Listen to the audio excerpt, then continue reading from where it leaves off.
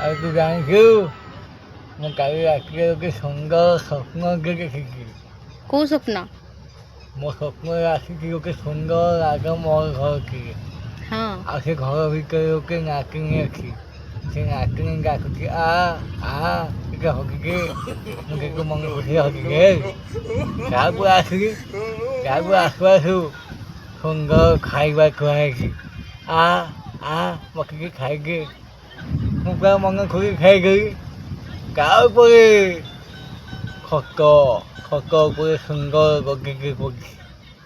ତାପରେ ଶୋଇପଡ଼ି ମୁଁ ସେ ଶୋଇପଡ଼ିବି ତାକୁ ନିଦ ଭାଙ୍ଗିଗଲା। ତୋର ସ୍ୱପ୍ନ ହେଇକି ରହିଯିବ ହେଲା। ତ ଆର ଜନ୍ମ ପରେ ପୂରଣ ହବ, ଆର ଜନ୍ମରେ ଯାଇକି ଭାବିବୁ। ଏ ଜନ୍ମରେ ହେଇପାରିବନି, ଯା ସେମିତି ହେଇକି ରହିଲା। ତାପରେ ଦେଖିବାକୁ ମୁଁ କେମିତି ଶୋଇଛି ଆଉ ଏଇ ମାଟି ଉପରେ ଶୋଇଛୁ। ମାଟି ଉପରେ